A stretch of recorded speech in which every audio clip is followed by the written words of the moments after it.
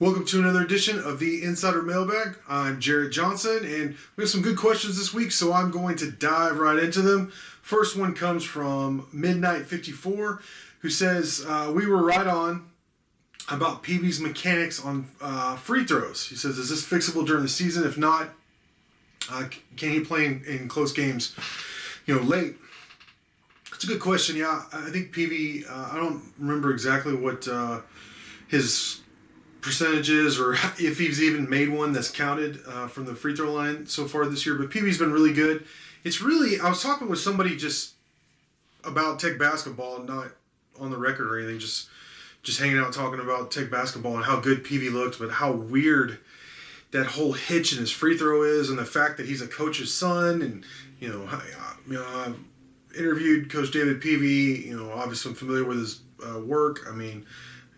Won a state title with Duncanville, had success in other places, and it's just weird that a player who is a coach's son, to have that hitch in his free throw and for that to be a problem. So the free throws are weird, man. It's like the classic case of the yips. Peavy is a very, very good mid-range shooter and player and scorer.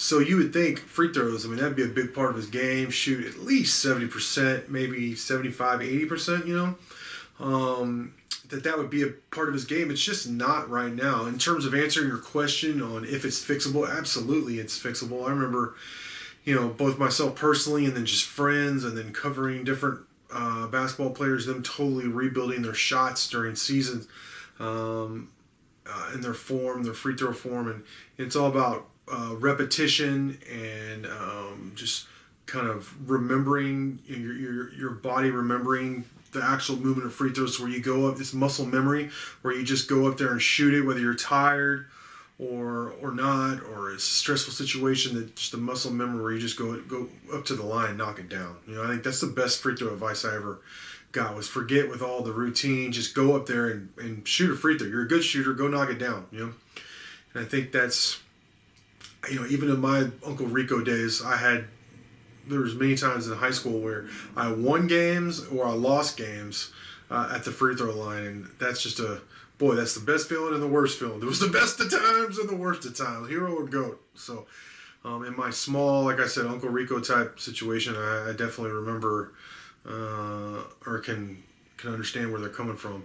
I think Peavy, on one hand, I would say if he doesn't get his free throw shooting improved or fixed, then I don't know how you can play him late in games. But on the other hand, I think he's such a good player and he helps you in so many other areas. I don't know how you don't have him on the court late in close games. So, especially with Ntambwe gone now. So,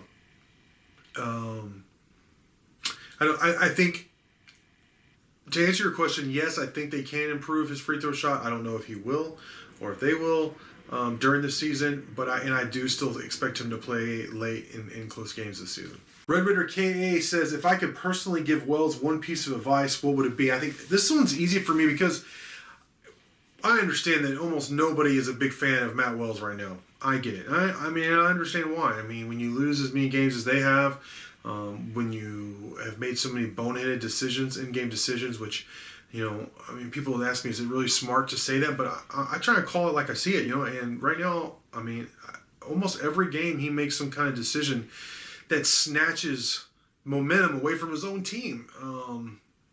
And I think he does that because of one thing. I think he gets tunnel vision. I think he gets tunnel vision, not just on in-game decisions, but in a lot of things he does, I've noticed. I think the reason why he does that is because he thinks, stick to the plan. If we stick to the plan, what we've worked on, say for like all week in preparation, then things will go the way we want it to go. Instead of being like, I know we've worked on this. We saw this on film, like for instance, the onside kick.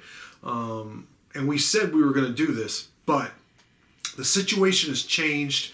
The situation, a college football game, life in general, life in 2020 especially is very fluid.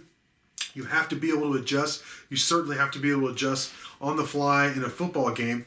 And I feel like he's just so rigid. He won't do that. For example, when the defense had made 3 consecutive stops to open up the second half, your offense just scored on a really well-designed play by David Yost, good pass by Alan Bowman to EZ, who's really flourishing coming into his own, as we have been predicting for some time now. And you inexplicably decide that onside kick. Now, I'm not against going for an onside kick to surprise, to be aggressive. I'm not saying that's a bad choice in general, but in that situation, knowing the situation, and if you're a fluid person or coach or leader, you say, you know what, let's hold back on this, because we're really dominating this game. And even Gundy said, look, they had us on the ropes. They were taking our will in the running game. We couldn't do anything on offense. And then they did that and totally changed the game. They did the onside kick and it flipped the whole game for us. So, not to beat that dead horse, but we keep seeing it's not a dead horse. It's a very alive horse that keeps getting beaten, because every week we see these decisions, and it's like, did he know the situation in the game? And it's always, when I ask him, and I do ask him in the post game, why did you do this? Why didn't you choose to, scrap that plan? And it's always like, I predetermined prior to this drive, or we predetermined prior to this game, or in halftime. It's always something where they had this plan and they were sticking to the plan, and the plan fell apart and it backfired. So if I had one piece of advice, it would be, you need to learn to not be so rigid, not have such tunnel vision, and be able to diagnose the current situation on the fly, and then if it's changed, to do what's best for your team in order to win, period. Because he's not doing that right now. NazRaider says, what's the real reason on Ntambwe leaving? He says, is he unhappy with his role? Yeah, I think bottom line is, I don't know if people recognize, I think a lot of people know this, but Coach Beard is not, you could say, I wouldn't say he's a player's coach. Players love him, but he's hard to play for. He expects a lot. He asks a lot. He gives a lot. You're going to get a lot out of it if you put it into it, but it's not for everybody. And I think one thing that there are some situations in talking with players, after the season, no SIDs or admin get mad at me, but in talking to recent past players who played at Tech, or even players while they were at Tech, but I had access to them, and then off the record we talked in terms of like not wanting me to tell the whole story. Bottom line is, he challenges guys. He looks guys in the eye and says exactly what would get like a rise out of someone, what would challenge their manhood, for lack of a better term, and really gets under their skin to try and get the most out of them. And it works. It really worked, obviously, with that 2018 squad. Some of the stories, the things he said to some of those guys in terms of not being... I want to make sure I'm expressing this the right way. Cutting to the bone and being honest, and like, either you're going to do this and this is going to be your story, or you're going to do that and everyone's going to forget about you. That kind of thing. The number of stories that I heard there it's like, whoa, okay, jeez, that's heavy. Really heavy dude. Expects a lot. It's a 24/7 kind of guy. And it's not for everyone. And obviously not for Joel and Ntambwe, who was not happy with his man. So they said it was a personal family reason, so okay. I don't know what that is. I haven't talked to Ntambwe. So to me, it's obvious that it was a unhappy with his role type thing. The final question comes from Joe Leaphorn, who wants to know my thoughts on the good, bad, ugly potential of Anthony Lynn possibly being a replacement for Matt Wells at some point down the road. Yeah, Matt Wells is currently the head coach. I know there's a lot of speculation going on, and rightfully so.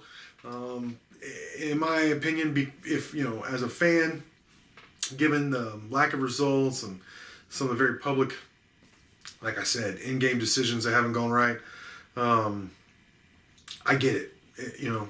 So I try and shy away from the speculation, but I'll give you my thoughts on Anthony Lynn. I think he's a good communicator. Every time I've heard him interviewed, I like his message.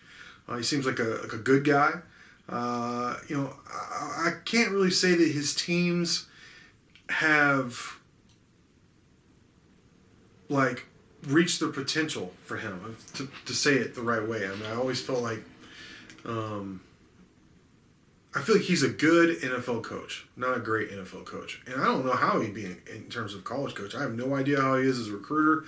I have no idea about the ties he has in terms of high school coaches and college coaches to put together a college staff, because it's almost a completely different animal when you consider, in the NFL, you are dealing with men. So to go down and deal with kids, going from having a team of, well, it's a younger man's game, so I'll say early to mid 20s, but also a lot of guys are in their 30s, so grown men, and then dealing with teenagers, especially in the recruiting department. It's a completely different story, completely different type of person with different wants and needs and ways of being motivated. Now, there have been people who have done it, of course. From my perspective, Jimmy Johnson is the ultimate example. Guy who won, championships in Miami and won championships, obviously for the Cowboys in the NFL. But he's been like kind of a unicorn in being able to do that, to excel. Pete Carroll, I guess, is another guy. Obviously, he's been able to do that. He had a lot of success. He won, a title at USC and then won a Super Bowl with Seattle. So he's another guy. But those guys are rare. Most guys are either one or the other. Or neither in some cases. I do think Anthony Lynn, and somebody else, I can't remember who it is, said it in the mailbag thread, he's an NFL guy, and that's how I see it. So while I would love to entertain the idea, as of right now, that's the way I see Anthony Lynn. And as of right now, Anthony Lynn is the head coach of the Chargers, and Matt Wells is the head coach of the Red Raiders. So, but in this hypothetical, I think that's a interesting idea. Obviously, with him being a Red Raider himself, that would be, I like that. But also, I'm not beholden to the idea of the next coach, whenever that may be, being a Red Raider. I understand the niche. I understand why people like that idea. Graham Harrell's another name that's been tossed around. I get it.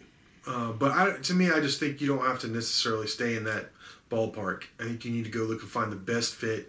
I prefer to find an up-and-comer guy who's been in the G5 ranks, who's had some success, who had some kind of wrinkle, whether it be Matt Campbell, like in his defensive coordinator, their style of defense, or like, for example, in basketball, Coach Beard and Coach Adams, their defensive strategy, where your coach provides some kind of X and O's mismatch right out of the gate. So that's what I'm hoping that Tech finds. Mike Leach, obviously, with the spread, the air raid, the way he did it was a advantage for a while. Obviously, when he first got to Tech.